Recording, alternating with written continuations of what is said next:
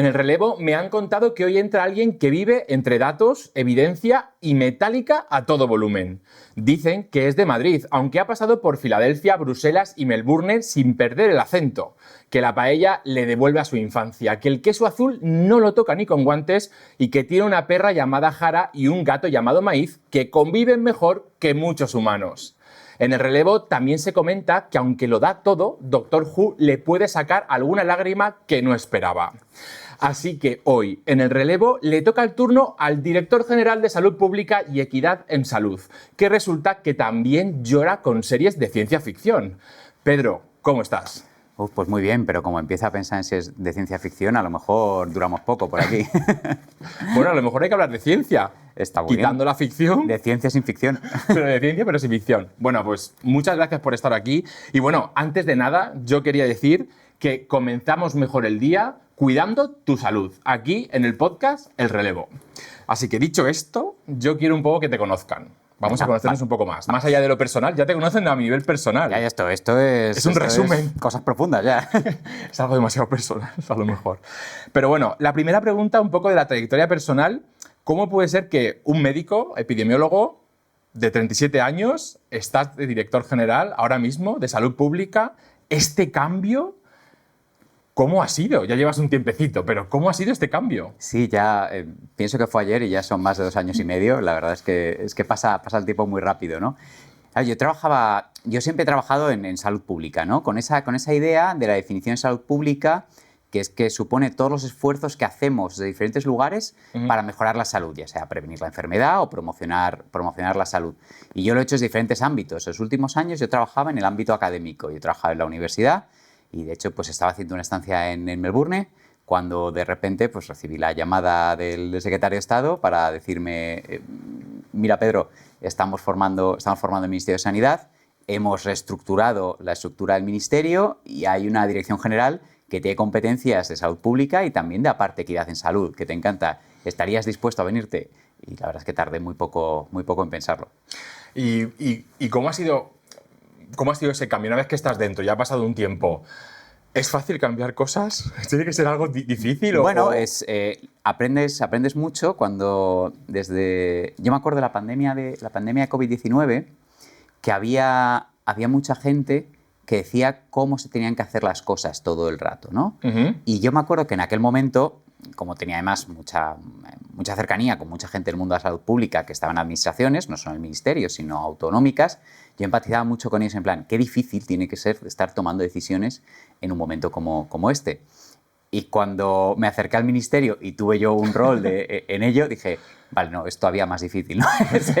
Es complicado, desde luego, tienes que tener un conocimiento y una curva de aprendizaje de cómo manejarte que no es sencilla, ¿no? Y desde lo académico muchas veces se ve como, qué bien, tenemos la evidencia científica, esto claramente hacemos un plan y soluciona.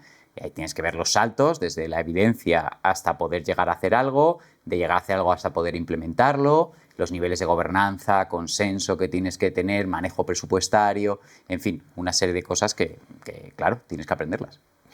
¿Qué es lo más curioso que tú cuando has entrado y llevas ya un tiempo en el cargo y dices, ostras, esto no me lo imaginaba así? No sé, alguna curiosidad. Que me llamen director. No puedo con ello. Hay gente de mi equipo que me llama director y son gente muy cercana a mi edad, gente con la que tengo buena relación y yo entiendo que esto es un manejo que se hace mucho en la administración, pero para mí es muy raro, desde luego, ese trato tan jerárquico, ¿no? Porque no trabajo así y en general la gente del ministerio trabaja muy poco de forma tan jerárquica. Bueno, hay una cosa que se habla mucho y ahora está muy, muy de moda, ¿no? Muy de moda, que públicamente se habla mucho, que es la salud pública, ¿no? ¿Qué es la salud pública? Para una persona que no entienda de salud, para una persona que no se dedica a este mundo, si tuviésemos que explicar qué es la salud pública, ¿cómo la explicaríamos? Voy a hacer es difícil, voy a hacer 2 definiciones de salud pública, ¿vale? Vale. La primera, que es la que más me gusta a mí, es un poco la definición más oficial, que son todos los esfuerzos que hacemos desde todos lugares para mejorar la salud de la población. Es decir, salud pública es lo que hace un médico o personal de enfermería en un hospital. Salud pública es también lo que hace una persona que hace clases de tai chi en otro lugar, también es la persona que diseña políticas urbanas para que sean más, que tiene efecto después en salud, o quien hace políticas económicas, o la gente que tiene una asociación de vecinos, y eso mejora la salud mental de la gente que tiene alrededor, y lo es todo. Ahora, claro, esto es como la visión ideal que yo tengo de la salud pública, de este concepto de salud en todas las políticas, pero verdaderamente otra cosa son los servicios de salud pública, ¿no? Los profesionales que se dedican a salud pública, los que nos llamamos a veces salubristas, que somos la gente que estamos en un servicio de salud pública. Esta gente nos dedicamos a muchas funciones, promoción de la salud, vacunación, prevención en general, respuesta a alertas a emergencias, epidemiología, sanidad ambiental, sanidad exterior, control de fronteras para la salud. Ya son áreas más de profesionales haciendo esto. No es la única forma de hacer salud pública, porque esa salud pública es de muchos lugares, pero un profesional de la salud pública se dedica como a esas áreas. ¿Cuesta mucho vender la salud pública? Es, Quiero decir, cuesta que nos entre en la cabeza que es importante el tema de la salud pública en la sociedad, porque yo creo que sí, pero me gustaría saber. Yo creo que clásicamente se dice, sobre todo de la parte, esto es una cosa más de la parte de emergencias, que cuando no se habla salud pública es bueno, porque significa que no hay ninguna emergencia y que en ese momento es que no hay ninguna alerta. Pero más allá de eso, hay un problema, sobre todo dentro del mundo de la ciencia de salud, con la salud pública, que consiste en que la salud pública atrae muy pocos recursos. Sobre todo tiene una capacidad muy pequeña de atraer recursos económicos. Tú tienes una máquina nueva que hace algo y que tiene unos beneficios en salud, o un nuevo tratamiento caro, etcétera. Pero la salud pública, quitando con algunos tipos de tecnologías que puede tener muy nuevas, en general no atrae recursos. Hacer promoción de la salud, hacer salud comunitaria en un barrio, eso no atrae recursos ni llena periódicos, ¿no? Es más difícil, un trabajo muy del día a día. La salud pública está en el día a día. Y a veces pienso que es importante que se conozca la salud pública, y otras veces pienso, en realidad a mí lo que me importa es que se hagan cosas, da igual que las llamemos salud pública o no. Si la gente está haciendo salud comunitaria, si la gente está trabajando en prevención, si estamos mejorando la accesibilidad de todo lo que hay, que lo identifiquen que es salud pública o no, pues quizá me importa menos. ¿Podríamos decir que la salud pública, la mejor salud pública es la que no se ve? A veces sí y a veces no. Creo que es bueno, como decía antes, ¿no? Hay cosas que está muy bien que no se vea, especialmente en alertas, y está muy bien. Si no se ve, significa que está integrada en el día a día. Cuando salimos y, por ejemplo, hacemos políticas de prevención y control del tabaquismo, tiene que ver con que todavía tenemos más de un 20% de la población en España que fuma. Si tuviésemos una prevalencia de tabaquismo en España del 2%, seguramente la salud pública que hacemos en relación a la prevención del tabaquismo estaría silenciada. Con lo cual, claro, estaría bien, un mundo ideal, está bien que se nos oiga poco porque significaría que estamos teniendo éxito. Pero cuando tenemos retos en salud pública, está muy bien que se nos escuche porque también sirve para cambiar narrativas. Has sacado el tema del tabaco y no tocaba, pero quiero preguntarte sobre eso porque yo creo que es algo que tenéis una apuesta decidida desde el Ministerio, en general, en conjunto. Además, yo he podido participar en algunas propuestas. Se están haciendo grandes avances con esto, pero hace poco salió una noticia, yo creo que de Reino Unido, ¿no? Que la primera generación sin tabaco, que como que llamó mucho los titulares y la atención, pero también, por otro lado, es que todo el mundo vapea allí. O sea, que era como... Pero bueno, que yo creo que era en positivo, ¿no? ¿Cómo están estas medidas? O sea, ¿tú crees que estamos consiguiendo lo que os habéis propuesto en ese tema? ¿Se están avanzando en cosas? Estamos avanzando en cosas, pero hay que tener como en cuenta mucho la realidad de cada país, ¿no? Aquí en España, los principales cambios que se dieron fueron con la ley de 2005 y posteriormente la de 2010 y un Real Decreto sobre productos de tabaco que salió en 2017. Entonces, es verdad que teníamos un retraso legislativo bastante grande. Fue también por mi historia personal y científica. El tema de tabaco es un tema en el que tengo un interés más profesional, pero también personal en ello. Y de las primeras cosas que cuando llegamos al Ministerio hicimos fue ver que había un plan a medias que está un poco enterrado y decir, adelante, vamos con ello, ¿no? Y fue la primera política, en mi primer Consejo Interterritorial, la primera cosa que aprobamos fue el Plan Integral de Prevención y Control del Tabaquismo. Y de ahí están saliendo, aparte de medidas que tienen que ver con trabajo con las comunidades autónomas en educación, en temas que tienen que ver con los programas de cesación tabáquica. Creo que lo que más centra la atención es como la legislación que estamos haciendo, ¿no? Y de ahí estamos haciendo una legislación que tiene que ver con los productos de tabaco, que tiene destino a equiparar mucha parte de lo que ocurre con el tabaco convencional a los vapers, etcétera, y otros productos nuevos que están saliendo, bueno, no tan nuevos. Están poniendo de moda otra vez. Que están poniendo de moda, es que... de moda otra vez. Y luego, por otro lado, la reforma de la ley de tabaco, que incluye nuevos espacios sin humo, la prohibición de sabores de los vapers, temas de publicidad, de marketing, donde avanzamos en aspectos que teníamos retrasados. Pero luego es verdad que, claro, lo que se traslada a la sociedad... Tú estabas hablando, ¿no? Y conforme estabas hablando decías, joder, yo es que muchas cosas ni me...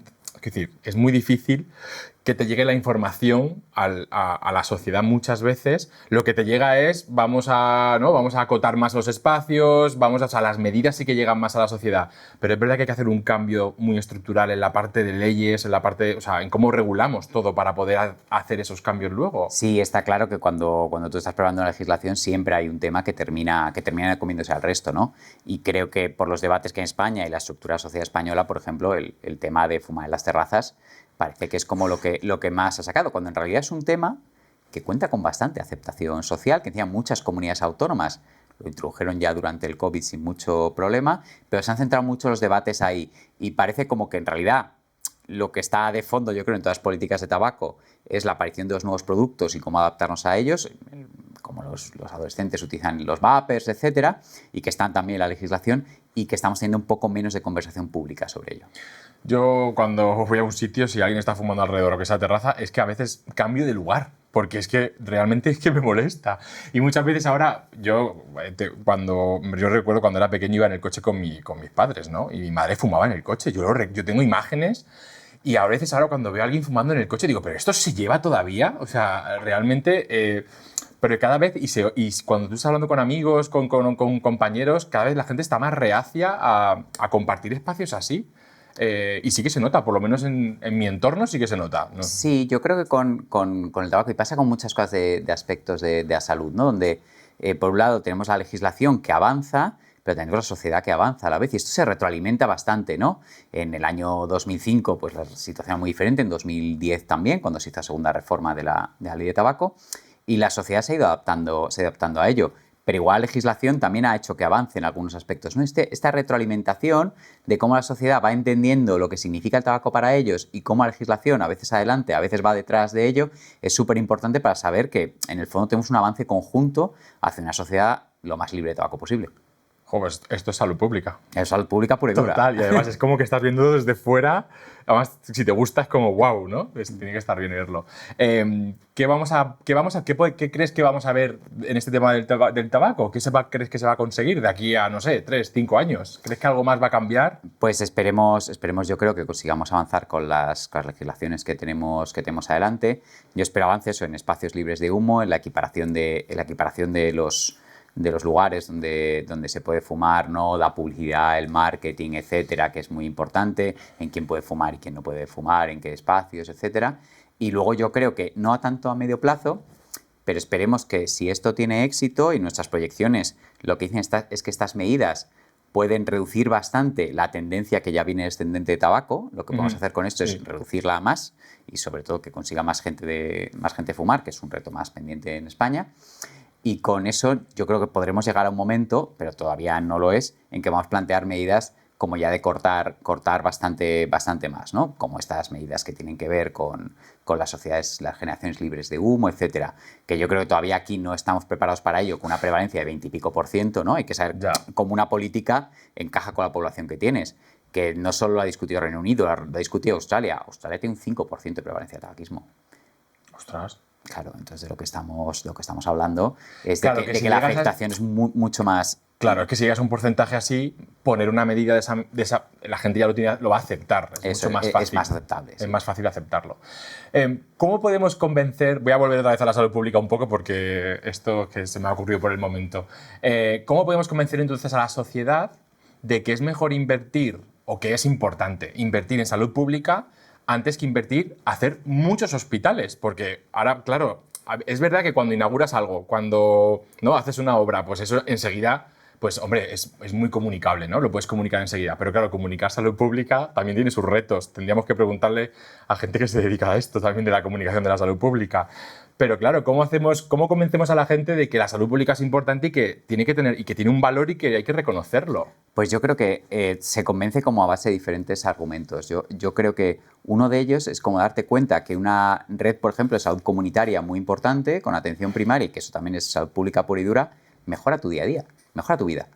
Y entender que lo que importa es lo que haces en tu día a día es muy importante. Creo que entender que las políticas sirven para que tu vida sea mucho mejor es muy claro. Y luego ya con medidas más específicas y propios servicios de salud pública, pues mirad lo que ha resultado, por ejemplo, en hacer una buena inversión en cribados, ¿no? Como con el cáncer de mama, es muy importante. También lo importante que es tener unos servicios de epidemiología potentes para que podamos responder de manera más rápida y con más calidad ante los riesgos que se nos vienen de salud pública. La importancia de la red que teníamos para, por ejemplo, cuando se hizo la respuesta en salud pública a la DANA, que más allá del horror que fue la DANA y que provocó, el mes siguiente teníamos mucho miedo de todas las consecuencias que podía haber en términos de infecciones, etcétera, salud mental, y cómo el trabajo que se ocurrió ahí, por supuesto no se previene todo, pero que mejoró bastante las proyecciones que teníamos de otras inundaciones similares en otros países. Y esas inversiones se ve que tienen un impacto en el día a día de la gente. Entonces creo que se puede mostrar en la calidad de vida de la gente y en situaciones así. Se me ocurren muchas más preguntas y otras cosas.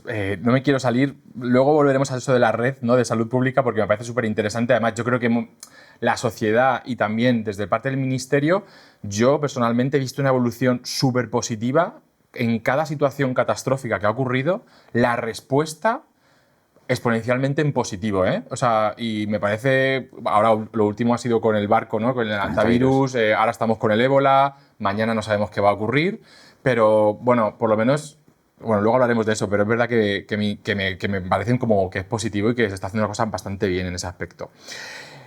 Pregunta que yo sé que para ti es típica, pero para a lo mejor mucha gente no lo sabe. ¿El código postal? ¿El código postal influye en la salud? ¿Cómo influye? ¿Por qué? O sea, ¿qué tiene que ver que yo viva, pues no sé, aquí, en otro sitio, en Elche, que yo soy de Elche, que me vaya a Elche? Ciudad muy bonita. Que, madre mía, está para pensárselo, que que está Madrid mal. Entonces, bueno, eso, ¿no? El código postal, ¿cómo influye en la salud? Creo que es una frase que, por muy manida que esté, me sigue gustando, que es que se suele decir que el código postal importa más que tu código genético.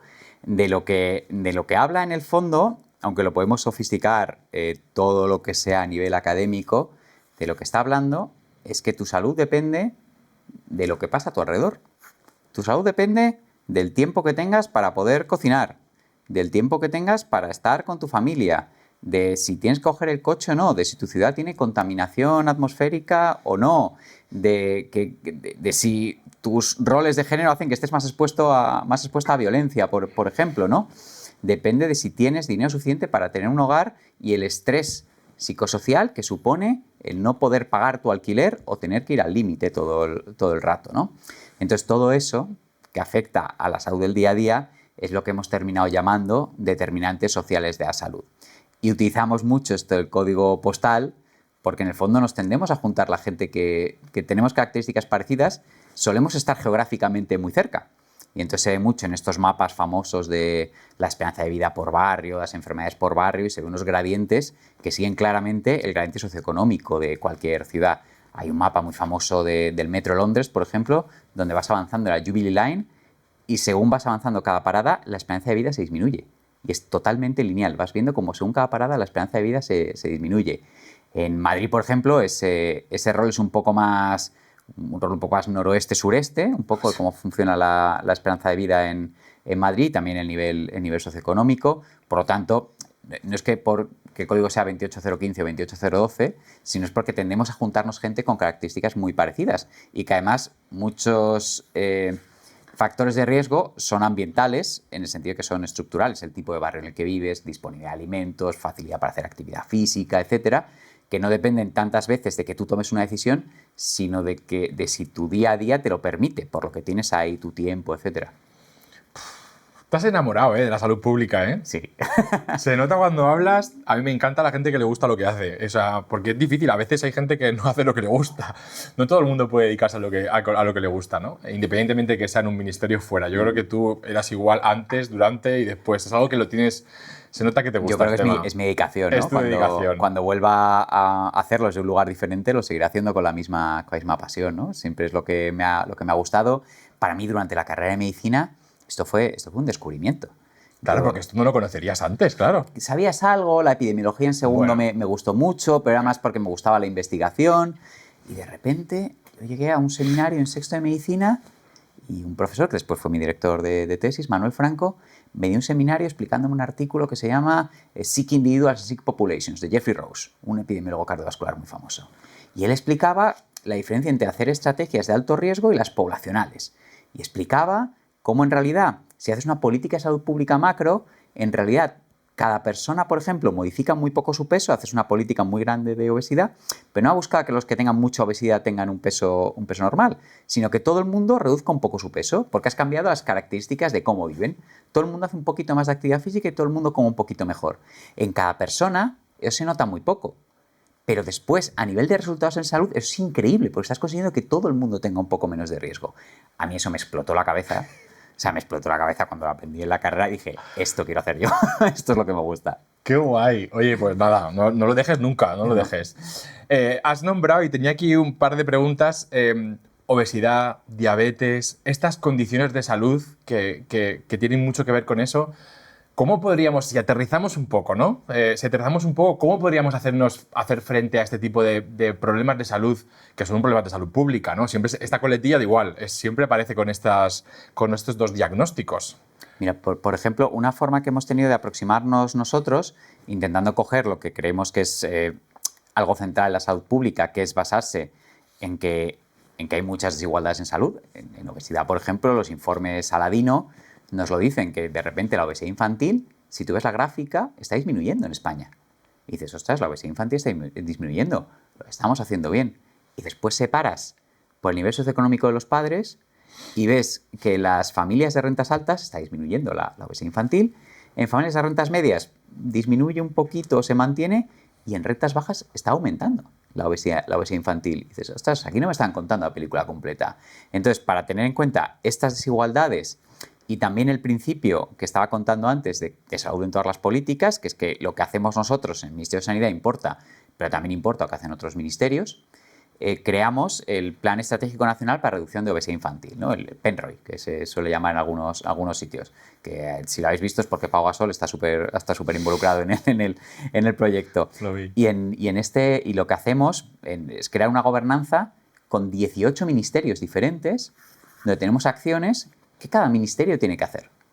Donde hablamos, pues, Ministerio de Agricultura, tienes que trabajar en menús escolares, por ejemplo, es una cosa que hacen ellos. El Ministerio de Derechos Sociales, a través de consumo, pues, por ejemplo, el Real Decreto de comedores escolares, que yo creo que va a crear un impacto muy grande en obesidad infantil. Con el Ministerio de Vivienda, pues trabajamos en que la agenda urbana oriente las políticas hacia el diseño de ciudades que prevengan la obesidad infantil. Nosotros en Sanidad, pues las vías clínicas, los programas de vigilancia en salud pública, las acciones propias de las Consejerías de Sanidad y del Ministerio de Sanidad. Y creo que ese enfoque muy de diferentes disciplinas, ¿no?, de salud en todas las políticas, es como podemos llegar a atajar un problema que es complejo. Estabas contándolo y estaba pensando, ¿cuánto es el tiempo que tarda, ya sé que es difícil, pero el tiempo que puede tardar en que ponéis una medida, por ejemplo esta que has comentado, y el efecto y que llegue a la población? Es decir, ¿en cuánto tiempo? Porque realmente luego, o sea, yo creo que se necesita mucho tiempo. Depende mucho de las políticas, y por eso creo que en salud pública entendemos muy bien que cuando hacemos algo no esperamos resultados a corto plazo, estamos buscando resultados a medio y largo plazo y que sean estables. Te voy a poner como un ejemplo muy, muy extremo. El ejemplo más extremo son las políticas de tabaquismo. Vale. Seguramente, con las políticas que hagamos, veamos cómo la prevalencia del tabaquismo a lo mejor empieza a disminuir, cómo la exposición al humo ambiental de tabaco empieza a disminuir. Pero se puede ver 2 o 3 años la prevalencia de tabaquismo más tiempo, porque tendríamos que comparar con qué hubiese pasado si no hubiesen estado esas políticas. Pero, por ejemplo, la reducción de la mortalidad, 30 años. En los próximos años vamos a ver algo que es muy descorazonador, que vamos a ver cómo va a aumentar la mortalidad por cáncer de pulmón en mujeres. Y va a aumentar en los próximos años. Y la incidencia de cáncer de pulmón en mujeres. Porque lo que está reflejando es el momento epidemiológico en el que las mujeres empezaban a subir su prevalencia de tabaquismo, que fue hace 20, 30 años. Más 30, incluso más 30 y algo años. Y estamos viendo el reflejo de mortalidad ahora. Y lo ves y dices, da igual lo que hagamos ahora, esa mortalidad, esa incidencia, va a seguir subiendo porque es un reflejo de las políticas de hace 30 años. Y es algo como muy descorazonador porque no puedes solucionarlo en el momento, sino tienes que hacerlo para que las próximas generaciones no lo tengan. Ese es como el ejemplo más extremo, ¿no? Las políticas de tabaco tienen su efecto en mortalidad, en enfermedades crónicas, que tiene un tiempo bastante largo, un lag bastante largo. En cosas como obesidad, pues no ocurre tan inmediato, pero puedes ver efectos al año, puedes ver efectos en actividad física o en alimentación, o puedes verlos ya a más 5, 6, 7 años, no son tan largos los periodos para ver efectos, una cosa que se tiene que estudiar además bastante, pero en otros es así, y tienes que pensar a medio o largo plazo, y tienes que pensar que haces políticas no para ti, sino para el futuro. Pues es que estaba pensando en eso. Claro, o sea, es que un poco lo que estaba yo pensando es, adivináis el futuro, entiéndeme, entre comillas. Es decir, lo que está apareciendo ahora es de algo de hace 20 años, no os corresponde, no corresponde al momento actual. O sea, de alguna manera, lo que hacéis hoy, o sea, a lo mejor si ocurre algo, realmente no se puede, políticamente hablando, es algo que a lo mejor es una decisión que ha pasado hace mucho tiempo atrás. Sí, hay cosas que ocurren de un reflejo de mucho atrás, nos tenemos que hacer cargo, y estas son cosas como el seguimiento de epidemia de tabaco, por ejemplo, esto tiene muy claro cómo ocurre ese tiempo, y sí que podemos monitorizar lo que estamos haciendo ahora con el tabaquismo, porque será el reflejo, seguramente ocurra en el futuro, aparte de nuevas tecnologías que mejoren el pronóstico de las personas con cáncer de pulmón, que en los últimos años ha sido bastante espectacular también lo que ha ocurrido en ese sentido. Por otro lado, también hay políticas más inmediatas, ¿no? No nos tenemos que encargar solo de esas variables duras que decimos a veces, ¿no? En qué pasa en mortalidad o qué pasa en eso, sino también en el bienestar del día a día. Y en eso, políticas desde el propio sector de salud, como decía, las que tienen que ver con crear comunidad, crear espacios de diálogo, tiene un efecto en salud mental muy importante. Ahora, por ejemplo, estamos con un convenio con el Ministerio de Cultura para que se pueda recetar desde los centros de salud, activos en salud, que se llaman, y uno de esos activos puede ser el ir a algún elemento artístico, y como ello puede mejorar la sociabilidad, puede mejorar también la salud mental, y eso tiene efectos mucho más inmediatos, ¿no? O sea, sí que tenemos la capacidad de hacer cosas en el día a día inmediato y otras que tienen pues un efecto más largo. Voy a cambiar de tema. Venga. ¿Cuál va a ser la siguiente pandemia? Eso sí que no me atrevo a decirlo. A ver. Ahora que sabes lo que pasa hace 20 años y pasa ahora, a lo mejor tenéis algún dato. O sea, hay cosas que podemos prevenir, pero la aparición, lo que sabemos ahora mismo... Pero es miedo, ¿eh? O sea, la gente, yo me pregunto eso ya, porque ya, ¿cuál va a ser la siguiente? Bueno, sabemos cuál podría ser. Para empezar, sabemos que va a haber alguna, porque la ha habido a lo largo de toda la historia, y las condiciones que hacen que tengamos una posibilidad de pandemia son cada vez más grandes. Este concepto que ahora se utiliza mucho, el de una sola salud, entendiendo que la salud humana está interconectada con la salud del medio ambiente y con la salud animal, este concepto es muy importante para entender a qué nos enfrentamos, porque los últimos riesgos grandes globales que hemos tenido en salud han venido que siempre hay interacción de estos tres elementos, ¿no? En el COVID es una enfermedad que viene de un animal, que encima está dada por la invasión de ecosistemas que se hizo, que provocó unas interacciones entre ser humano y naturaleza que no se producían antes, y termina llegando al ser humano, ¿no? Entonces, esta interacción entre las tres patas de una sola salud es tremendamente importante. Por eso, ahora tenemos que pensar en riesgos que tienen que ver con una sola salud, con ese enfoque, para pensar en qué riesgos nos vienen. Ahora mismo tenemos como unos elementos que vigilamos muy estrechamente. Tenemos enfermedades reemergentes, tenemos enfermedades que antes estaban más sujetas a una parte del mundo y que la conectividad hacen que puedan llegar a otras partes del mundo, y que además globalmente trabajamos para que podamos responder globalmente a problemas globales. Y luego, pues bueno, pues aunque no sepamos cómo va a ser, pero un riesgo animal muy importante ahora mismo es la gripe aviar. Tenemos un brote de gripe aviar como no ha habido, lleva ya unos cuantos años, y esto pues desde luego a nosotros hace estar muy alerta del salto que pueda producirse al ser humano. Todavía esto no ha ocurrido, ha habido casos en seres humanos muy leves, salvo en Estados Unidos donde sí hubo algún fallecido el año pasado, pero sin transmisión humano-humano efectiva. Pero tenemos que vigilar la gripe aviar como otros riesgos que puedan aparecer de nuevo. El hantavirus, por ejemplo, que de hace un par de semanas, podía haber sido sin una actuación efectiva, no una pandemia, tiene una dificultad enorme, pero podría haber sido un susto más importante, con casos, por ejemplo, fuera del barco, que por ahora no ha habido ningún caso fuera del barco. Se ha confirmado ahora un nuevo caso de una persona del barco en Países Bajos, pero ya dentro de lo previsible. Son las personas que están en cuarentena, para algo están en cuarentena, ¿no? Pero bueno, ahora estamos con el brote de ébola otra vez en República Democrática del Congo y en Uganda, que ahí está afectando de forma bastante creciente, y ya no solo por el potencial pandémico en Europa, que sí, que yo creo que es lo que vemos como lo más común, sino también la afectación de las vidas de la gente de los países alrededor de África, donde lo más probable es que se extienda localmente por ahí, ¿no? En países además en conflicto, en fronteras, lugares donde la salud pues no es la mejor, ¿no? Lugares donde la expansión de enfermedades es mucho más sencilla. Yo, por ir un poco al hantavirus, que es lo que nos pilla de cerca, ¿qué ha sido lo más difícil de toda esta etapa, de todo lo que ha ocurrido, de todo cómo lo has vivido? Porque has estado allí, yo te veía en algún vídeo y estabas allí, o sea, yo sabía que estabas allí, pero ¿cómo ha sido esa experiencia? ¿Cómo ha sido ese reencuentro, la OMS, todo, el coordinar todo eso, la comunicación de todo eso?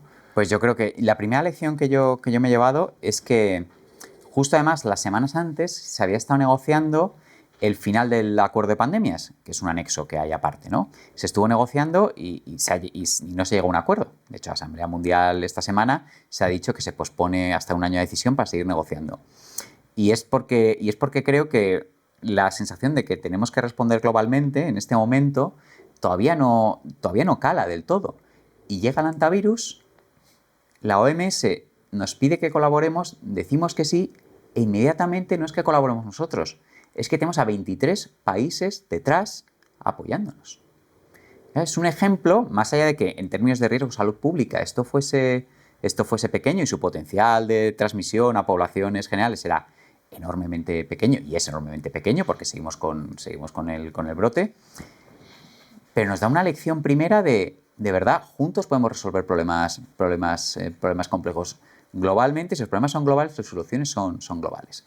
Y creo que esa parte es una lección que nos tenemos que llevar de esto. Luego, evidentemente, la respuesta ha sido una respuesta que, aunque en el riesgo de salud pública fuese pequeño, ha sido una crisis de salud pública en todo su ámbito. Es decir, se intersecta mucho con la parte política y se intersecta mucho con la parte comunicativa. Pero eso también es parte de la realidad, es parte de nuestro mundo y, por lo tanto, tiene que ser parte de cómo actuamos en salud pública. Personalmente, pues una experiencia creo que muy importante. He aprendido muchísimo. He aprendido muchísimo de cómo coordinar con diferentes elementos, de cómo aprender de gente que está a tu lado y que sabe más que tú de algunas cosas que tú te crees que sabes. Cuando te dicen cómo se tiene que fondear o no sé qué, en salud pública tú puedes hablar del riesgo de una cosa u otra, pero no tienes ni idea. Y te baja mucho a la tierra, en plan, te voy a dejar hablar a ti, que tú eres el que sabes de esto. Claro, que sea una crisis de salud pública, aquí hay gente de elementos concretos que sabe 100 veces más que tú.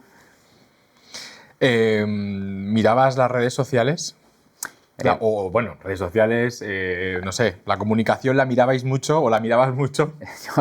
Porque es que ha habido de todo. Entonces... Creo que los que estamos en el puesto de mando nos costaba un poco porque era una dedicación bastante intensa, ¿no? Acabamos a altas horas, dormíamos muy pocas horas, y yo particularmente no tenía tiempo. Cuando estábamos dando, ya fuese el secretario de Estado, ya fuese la secretaria general de Protección Civil, que los dos son los que lideraron el operativo y era increíble, los ministros, o cuando me tocaba a mí atender a medios, pocas veces veía lo que yo decía después, o miraba o revisaba mi intervención, que no me gusta mucho eso, y no me daba tiempo. Estaba, bueno, pues voy a comunicar, vamos a intentar llegar a todos lugares, y sabemos que la respuesta era buena porque lo estábamos recibiendo, pero no podíamos revisar todo. Ya. No, normal, no, estabais en lo que tenías que estar, que era lo importante. Pero comunicar también es importante, ¿eh? O sea, que decir... Claro, pero hombre, tiene que ser frustrante un poco.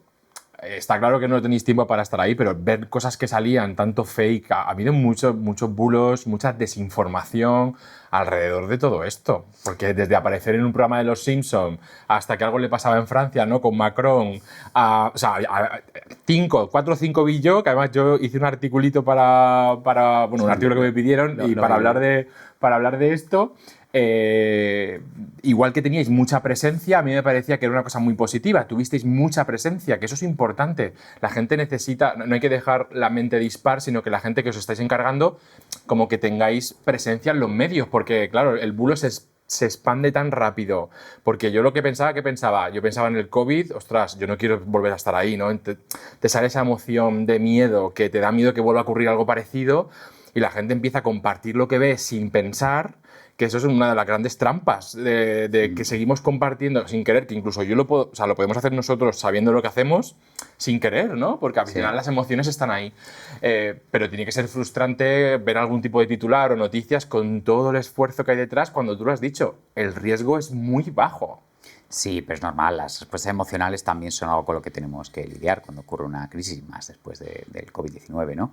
Aunque quiero decir que las emergencias de salud pública internacional desde el COVID hemos tenido 2 por Mpox, hemos tenido por ébola, o sea, quiero decir que a veces pensamos en el COVID y ha habido, en cambio, ejemplos de otras alertas de interés internacional declaradas por la OMS, donde la resolución que hemos tenido ha sido mucho más, ha sido adecuada al riesgo que teníamos y a todas las acciones que había que hacer. Que a veces vivimos poco de esos éxitos, donde, oye, no todo ha sido el COVID que ha llegado a todos los lugares, sino ha habido un riesgo donde lo hemos valorado globalmente, hemos hecho las acciones que había que hacer y hemos conseguido disminuir ese riesgo.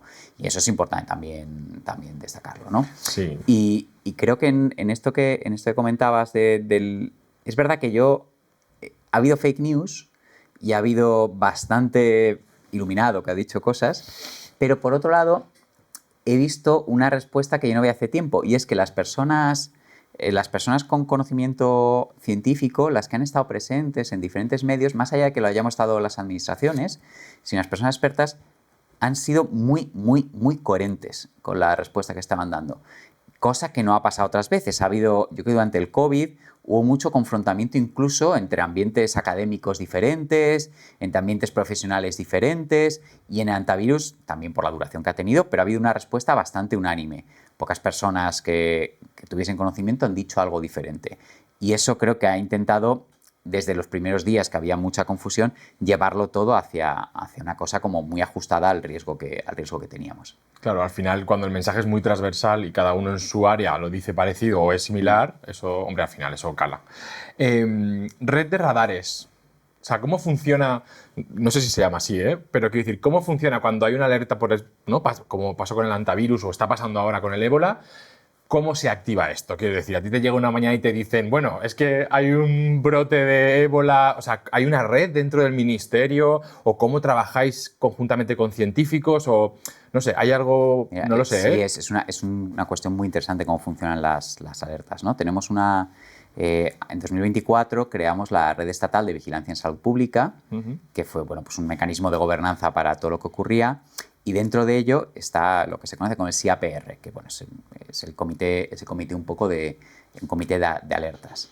Entonces, cuando ocurren diferentes elementos, ¿no? Puede ocurrir una alerta que nos llegue por fuera, que nos avisen a través de otro país de está ocurriendo esta alerta, y entonces intentamos responder en conjunto con las comunidades autónomas a través del comité del SIAPR. Respondemos en conjunto, preparamos alguna documentación y acciones que luego se elevan a los directores de salud pública, etc. Pero también puede ser que nosotros detectemos la respuesta, detectemos una amenaza por otro lado. Y ahí es donde entra algo de lo que se habla muy poco y que queda muy chulo, pero es que es verdad que es muy importante, que es la inteligencia epidemiológica. Y tenemos un equipo y hay una reunión cada día a las 11 de la mañana donde se analizan riesgos que se han detectado de diferentes elementos, a veces o por redes sociales o por búsqueda de lo que ocurre en otros lugares donde se buscan palabras clave, etcétera, y se analiza esto y se dice, esto todo que nos está llegando es ruido o aquí puede haber una amenaza real. Ya consideramos que hay una amenaza real, la investigamos, hablamos con los países, vemos qué es lo que está ocurriendo y ya pues entra dentro de la evaluación de riesgo que hacemos que puede haber para la salud. ¿Y puedo preguntar quién está en ese equipo? Me refiero a nivel de categoría profesional o cómo... Sí, dentro este equipo, la coordinación la hace el Centro de Coordinación de Alertas y Emergencias Sanitarias, es decir, el equipo de Fernando Simón. Es el equipo de Fernando Simón el que coordina esta parte. Pero participan también otros. Por ejemplo, ahora hemos estado con antivirus, está muy presente gente que es normalmente muy, muy, muy poco visible, que es Sanidad Exterior.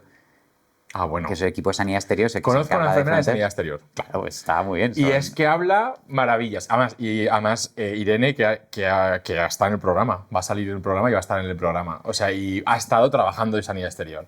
Y siempre me habla maravillas. Es que no sabéis todo lo que hacen los de sanidad exterior. Se hacen ¿No muchísimas sabéis? cosas. Entonces, no por centrarlo solo en la parte como de emergencias del equipo de Fernando Simón, pero también sanidad exterior, por ejemplo, tiene mucha importancia en las alertas que se producen en otros países, porque son mucho contacto para el Reglamento Sanitario Internacional y, por ejemplo, ahora de lo del barco, son ellos los que inspeccionan los buques, los que tienen la información sobre los buques, los que saben con quién hablar, cómo se habla, cómo se recaba la información. Ahora, por ejemplo, con el ébola, saber qué españoles tenemos ahí, hablar con las ONGs si tenemos cooperantes en el terreno, por ejemplo, que puedan haber estado dispuestos. Estas cosas que hace también sanidad exterior, una respuesta a una emergencia, a veces son invisibles y son un equipo genial. Y yo siempre me preguntaba, llevo ya días con esto, es verdad, sanidad exterior, pero ¿y dónde están físicamente? O sea, ¿dónde está esta gente? ¿Están todo el rato de un lado para otro? Bueno, no lo sé, a lo mejor no lo sabes. La gente de sanidad exterior es muy curioso porque es de las pocas competencias, además es súper original del Estado español, que sanidad exterior es una competencia única de Administración General del Estado, no de las comunidades autónomas. Entonces, esto es un equipo completo dentro de mi dirección general, pero que tengo una parte que está en el ministerio y otra que está en delegaciones territoriales. Está como cerca de las delegaciones de gobierno que están en cada lugar. Pues yo qué sé, pues los tienes en Palma de Mallorca, los tienes en frontera en Canarias, los tienes también en diferentes puertos, aeropuertos, etcétera. Hay equipos de sanidad exterior. Se les ve como puntualmente un momento donde también mucha gente se preguntó a los medios quién es esta gente. Cuando fue unas flotillas que fue a Gaza y se repatrió a la gente que detuvieron ilegalmente en Gaza y que después, bueno, en Israel y que después se trajeron después a España. Y claro, y el equipo médico que estaba para ver, por ejemplo, si habían sufrido daños en su detención ilegal en Israel, era un equipo de sanidad exterior. Entonces de repente se ve una gente con unos chalecos de sanidad exterior que son muy visibles y estaban ahí en los diferentes aeropuertos haciendo un chequeo de salud para saber si esas personas habían sufrido problemas de salud durante su detención. Bueno, pues todo nuestro reconocimiento, que es muy importante. Una persona que esté en su casa, que hay tanta desinformación, tanta información cuando pasa un caso como este, ¿cuándo realmente nos tendríamos que preocupar? ¿Cuándo crees tú que llega el momento donde digas, esta información hay que tomárselo en serio, ¿no? ¿O qué podría ser? Vamos a poner un supuesto. Es muy difícil establecer cuando una información simplemente casi un meme en Internet a cuando de repente se empieza a extender y puede cambiar narrativas, ¿no? Creo que es una frontera muy difícil y si alguien tuviese la solución definitiva a esto, la comunicación en salud sería una cosa pan comido, ¿no? Es muy difícil. Y yo aprendo mucho de las cosas que no sé y yo no sé de comunicación. O sea, yo puedo comunicar en algunos sitios, pero yo no soy un experto en comunicación. Y la gente del equipo de comunicación del ministerio, pues sí lo es, ¿no? Y yo me fío mucho en su criterio de cuando ven que algo se está yendo de madre, es el momento de responder ahora. Creo que una cosa que tenemos que hacer en la salud pública es que la salud pública es todo, como he dicho antes, pero no todo lo tiene que hacer un profesional de salud pública. Y entonces, si la comunicación de salud pública es importante, tenemos que tener buenos profesionales de comunicación que trabajen para la salud pública. Y eso es una cosa que yo me he dado cuenta trabajando en el ministerio o trabajando con periodistas en diferentes lugares de lo importante que es. Yo soy muy defensor de que claro, esto nos ayuda a trabajar en equipo y aprender de ellos y trabajar conjuntamente. Y ahora, en un mundo tan conectado que estamos mucho en redes o estamos en los medios de comunicación, los profesionales que se dedican a más periodistas específicos en salud, son súper importantes tenerlos Son súper importantes. Yo durante la pandemia de COVID aprendí mucho de ellos y de hecho conservo amistades muy profundas de gente de la que aprendí en ese momento y que ahora les veo lo que hacen también y cómo intentan comunicar para las cosas que se hacen o también para tener un poco también de revisión de lo que hacemos. No es solo que comuniquen lo que hacemos bien o los riesgos, etcétera, sino también para en plan, oye, estas cosas no están saliendo y también hacer que es un rol que tiene que hacer la sociedad civil en su conjunto y que también lo tienen que hacer los medios de comunicación, los periodistas científicos, bueno, los periodistas de salud, ¿no? Porque los científicos comunican más solo la ciencia, pero es una cosa que también tienen que hacer, en plan, oye, todo esto no está saliendo, ¿no? Y preguntarse también por qué y presionarnos para ello, que si no, creo que una cosa como gobierno, como ministerio, es que tenemos que ser sensibles a lo que dice la sociedad civil en general. ¿Cómo ha llegado la inteligencia artificial a tu ministerio? sea, es decir, ¿va a cambiar esto mucho las maneras de hacer seguimiento de algún posible riesgo de pandemia? ¿Se está implementando la inteligencia artificial de alguna manera o tenéis previsión de poder hacerlo? Pues mira, lo que ocurrió durante la pandemia es que había tanta necesidad de tener buenos sistemas de información en todos lugares que se puso mucho empeño dentro del Ministerio de Sanidad en ese momento en elevar la importancia de todo lo que tenía que ver con la información y la salud digital. Y se creó una Secretaría General de Salud Digital, ¿no? Que es una cosa como un organismo importante. Entonces ellos, por ejemplo, acaban de publicar ahora una estrategia de salud digital que se aprobó en el Consejo Interterritorial y donde ahí marcan las líneas de cómo tenemos que utilizar la inteligencia artificial, ¿no? Y creo que hay puntos donde se pueden utilizar también en salud pública, por ejemplo, optimizar algunos procesos o la detección de riesgos. La OMS está trabajando en un proyecto sobre ello. Pero valorarlo siempre con mucha cabeza, ¿no? Con los riesgos y con los beneficios, ¿no? Porque la inteligencia artificial puede significar avances en algunos aspectos, pero también hay que sopesar bien los riesgos que tiene. Dentro desde el punto de vista propio de la salud pública, vamos ahora, si yo tuviese que decir la amenaza más importante de salud pública del siglo XXI es el cambio climático, clarísimamente.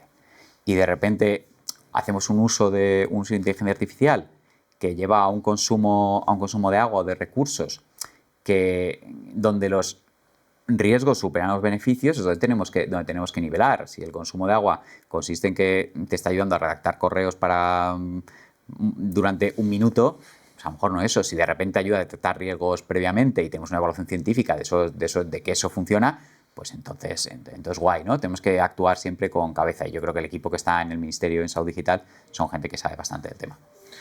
Da un poco de respeto, todo este tema, porque al final está todo como hiperconectado. O sea, es decir, la salud al final es que está totalmente una red que está en cualquier decisión, en cualquier acción que hacemos hoy aquí. Estoy pensando en las luces, estoy pensando en todo. No sé, como que está como muy conectado. Claro, cuando hablaba al principio de que es como todos los esfuerzos que hacemos para mejorar la salud, prevenir la enfermedad o promocionar, es cierto. Y de hecho el concepto de salud ha evolucionado mucho durante el tiempo. Y las definiciones estas que había de la ausencia de enfermedad y tal, esto ya están pasadísimas de moda, ¿no? Incluso la definición de la OMS, esta que tiene que ver con un estado de bienestar completo y tal, incluso esa definición para conseguir que una persona se considere saludable bajo esa definición es complicado, no es estado completo de bienestar, pero la cosa es que el concepto de salud se ha ido mezclando cada vez más con el concepto de bienestar. Y esto, en términos de cómo nos organizamos como sociedades, es muy importante porque ya algunas personas han pensado que lo que tenemos que medir como sociedad no es el crecimiento del Producto Interior Bruto o el crecimiento económico. El crecimiento económico es un medio por el cual podemos llegar a alcanzar bienestar en la población. Pero el objetivo final es el bienestar de nuestra población. Y entonces sí que ha habido intentos en otros países, ¿no? Estos índices de felicidad o de bienestar, etcétera, que a lo mejor han sido un poco naif en el principio, pero yo sí que creo que las sociedades nos tenemos que medir por el nivel de bienestar que tenemos, por el nivel de desigualdad en ese bienestar que tenemos, y en el fondo es hablar de salud. Hablar de salud de un punto de vista más holístico, no de mortalidad, sino de la salud al completo, y creo que es un lugar al que nos podemos dirigir, medirnos por cómo hacemos para tener bienestar en nuestras sociedades. José, pues es que la verdad es que pero yo la sensación que tengo es que cada vez estamos peor, entiéndeme peor. Claro, es que la vivienda afecta, las grandes ciudades afectan, el salario afecta. Al final es que son cosas que tampoco dependen mucho de uno. Quiero decir, yo me encuentro en una situación que tengo que estar en 2 trabajos para poder hacer frente a un alquiler si quiero vivir solo.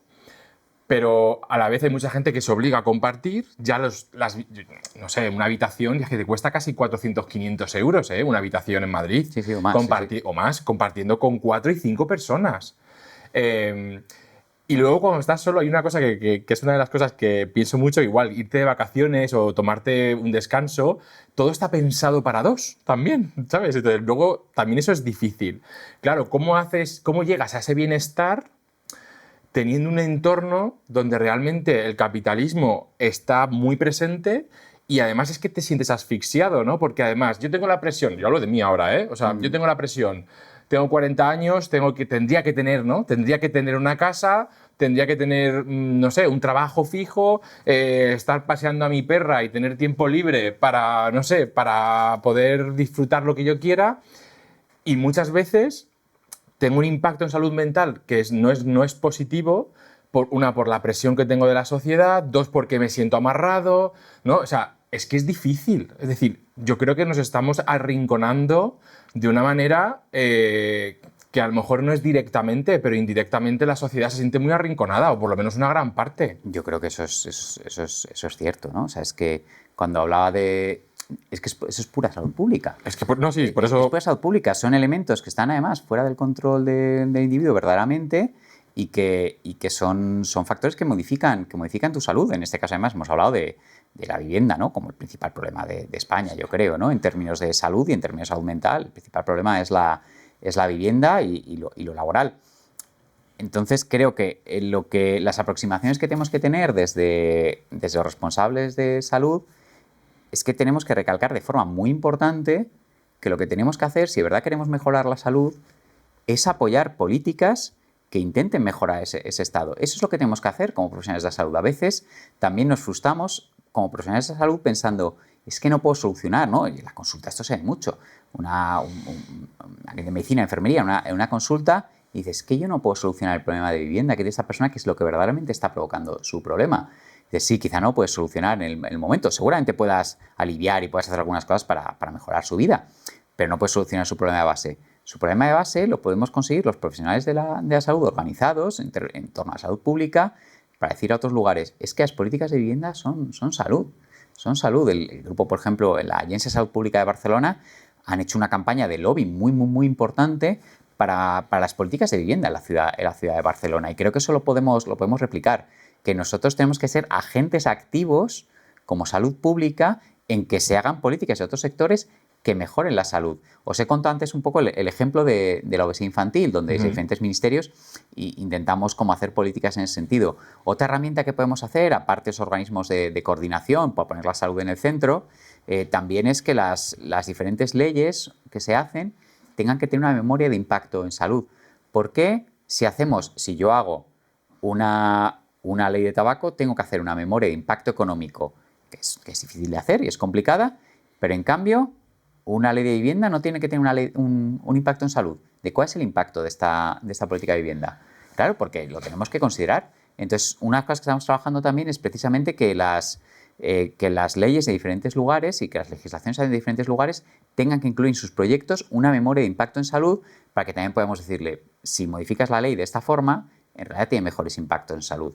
No somos naif, ¿no? Eso no significa que todas las políticas vayan saludables, pero que tenemos que estar dando el criterio de salud en diferentes lugares para decir, oye, es que esto afecta a la salud y tienes que tenerlo en cuenta. Igual que a mí me dices, esto afecta a la economía y tienes que tenerlo en cuenta, yo te digo, esto afecta a la salud. Y para mí, claro, evidentemente desde mi sector, yo considero que la salud es un objetivo final que tenemos que tener en las políticas públicas.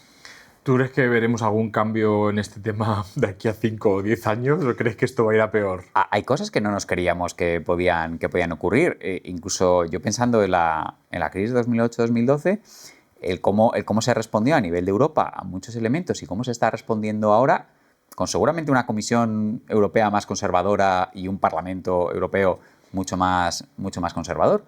Y en cambio hemos visto como una forma de ayudas políticas ante un problema económico que han ido directamente destinadas a mejorar la vida de la gente. Eso no quita que todos los problemas desaparezcan, ¿no? Pero ¿qué hubiese pasado si la respuesta hubiese sido diferente? Por ejemplo, con la crisis del COVID. ¿Qué hubiese pasado si no hubiese habido estos fondos Next Generation que han intentado impulsar elementos de salud? En nuestro caso, la salud pública la hemos conseguido impulsar en parte con esos fondos. ¿Qué hubiese pasado si la respuesta hubiese sido diferente? ¿Qué pasaría si ante estos riesgos lo que decimos es que no, tenemos que desaparecer y nos tenemos que esconder en lugar de decir, no, vamos a expandir la salud? Esto no solo ocurre con la parte económica que decía antes.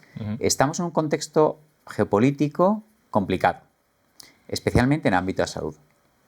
Estados Unidos se ha retirado de la Organización Mundial de la Salud y además ha retirado la mayoría de las ayudas que tenía en salud.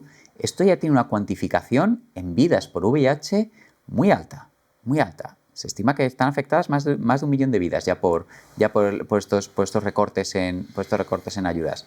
Ante eso, lo que tenemos que hacer el resto de países Y tuvimos un debate muy importante el año pasado en la Asamblea Mundial de la Salud, podemos tomar dos actitudes, es decir, no tenemos dinero, recortemos OMS y bajemos un poco el ritmo, o la segunda, que es la que hemos apoyado desde España, es no.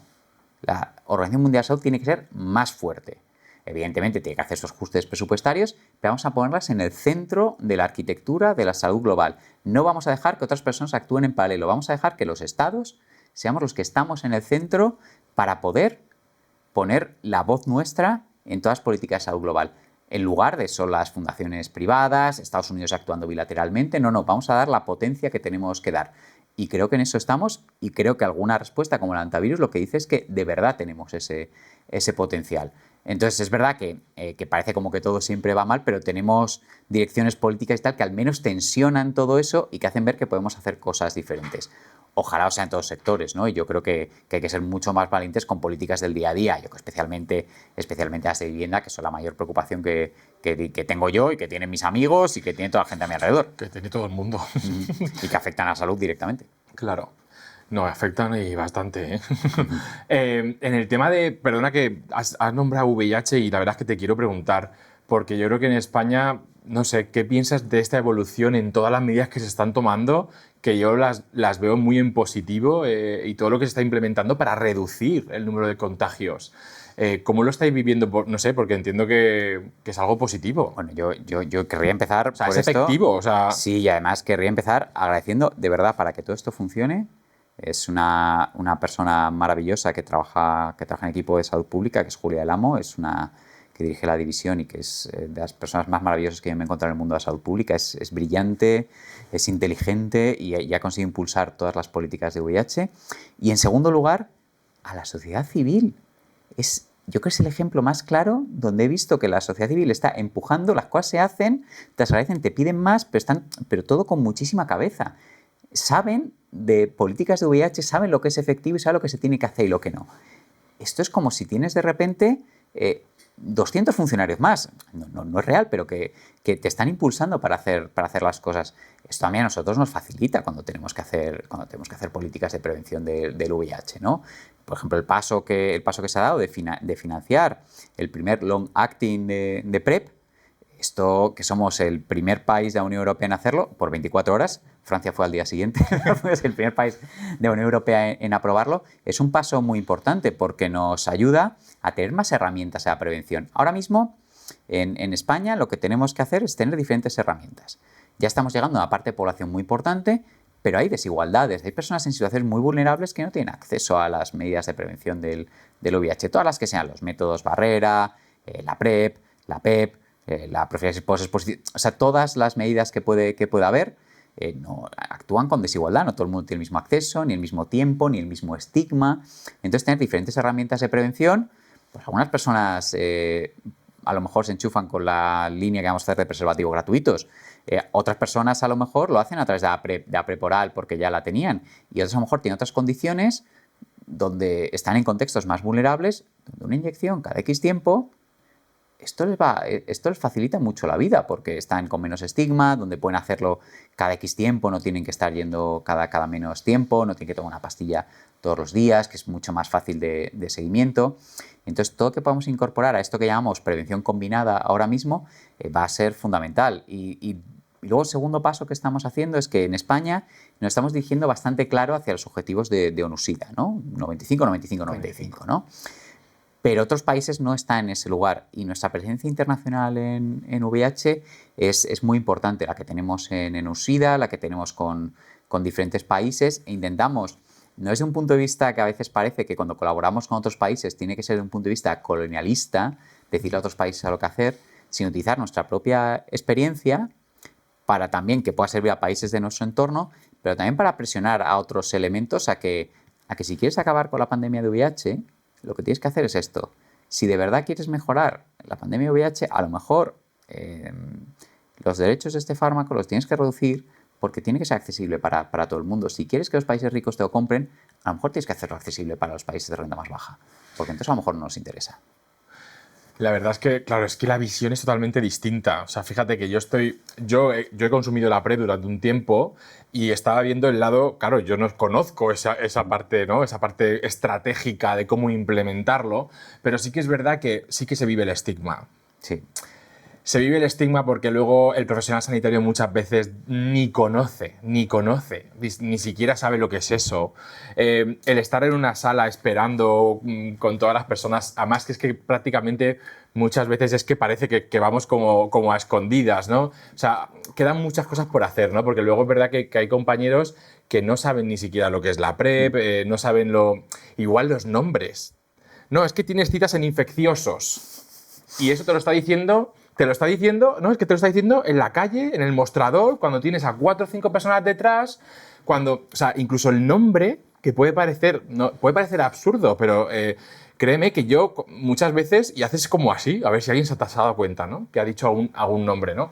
O decir tu nombre, que es otra de las cosas que todavía llego sin entender, que digan tu nombre en voz alta en una sala de infecciosos. Que es que... Sí, con todo. Que no con lo todo digo estigma, por... Claro, todo estigma. pero... Y luego yo, y sé que es tirar piedras contra mi tejado, hay compañeras y compañeros que te miran y hacen comentarios fuera de lugar, ¿no? Haberte puesto el preservativo, o te miran ¿no? O te miran y es que te están mirando y ya ¿sabes? Te están sacando la analítica y ya pone que es el tapón del VIH y de no sé qué, la serología, y ya te están mirando y es que se nota, tío, que hay que aterrizar eso, y lo digo un poco autocrítica también a mi propio colectivo, que son las enfermeras, que somos las que hacemos esa primera parte. Igual que hay muchas que no, pero... No, por supuesto. Pero es verdad que a veces eso también limita mucho, porque a mí me ha pasado que luego no quieres ir. Es algo como muy fuerte. En general, el estigma y la discriminación por VIH, por supuesto que ocurren. Bueno, ha sido una parte estratégica también de lo que hemos hecho en salud pública en términos de VIH, ¿no? Desde el Pacto por No Discriminación, que empezó en 2017, como la presidencia española de la Unión Europea, esto se convirtió en central, o como fuimos segundo país de la Unión Europea, iniciar el Pacto Global también para ello. Estamos introduciendo otros países en el Pacto Global de No Discriminación, y como la sociedad civil es la que empuja un montón para intentar disminuir esa discriminación, con gente maravillosa que la sociedad civil en España, activistas de VIH, pero todavía quedan muchos pasos adelante. Y además, a veces, esto del estigma y la discriminación, a veces se ve como una cosa, bueno, es que les critiquen un poco, no pasa nada. Y aparte que tiene un efecto real en las vidas, porque la discriminación tiene un efecto real en la salud mental, y es donde vemos igualdad en salud mental en personas que tienen VIH por la discriminación, que todavía suben. La gente se cree que no la tienen. Pero es que ya te hablo de la legal. Es que una persona que sea VIH positiva pudiese ser taxista, lo solucionamos hace 2 años. Hace 2 años. O sea, es que queda una legislación pendiente de esos 80. Bueno, las donaciones de órganos, los trasplantes de órganos entre personas VIH, hemos conseguido sacar la orden ministerial este año. Hace nada, hace unos meses conseguimos cambiar eso. Y claro, es que solo revisar la discriminación que se produce en términos legislativos ya es importantísima. Y luego la social, por supuesto.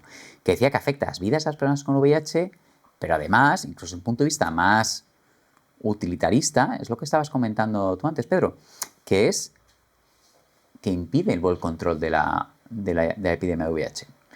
Porque impide que logremos objetivos epidemiológicos. Si tú como persona vas y te sientes maltratado en un servicio, o sientes que te van a hablar diferente, o sientes que te van a juzgar y que te van a deportar, en algunos casos, pues entonces ¿cómo vas a llegar al control, ¿no? Tenemos que ser unos servicios más abiertos y intentar trabajar en todos lugares, ¿no? Trabajar también con formación, con profesionales sanitarios, pero también con personas, con campañas de no discriminación, acompañando mucho a los colectivos, ¿no? que lideran esto para que sientan que la administración está con ellos.